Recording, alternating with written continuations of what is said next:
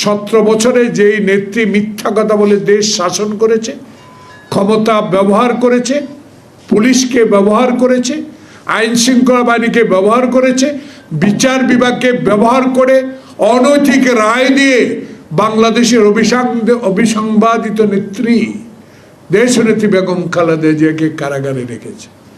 বাংলাদেশের আগামীতে যিনি জনগণের ভোটে নির্বাচিত হবার আমরা আশা রাখি, আল্লাহর কাছে দোয়া চাই। আমরা তো জোর করে হাসিনার মতো 24, 14, 18 মতো তারেক সাহেব ক্ষমতায় যেতে চায় না। তারেক সাহেব তো ক্ষমতায় যেতে চায় আমার ভোট আমি দেব, রাতে নয় দিনে। মৃত ব্যক্তির ভোট নয়, ভুয়া ভোট নয়, গুন্ডার ভোট নয়, ভাই ভাইয়ের ভোট নয়।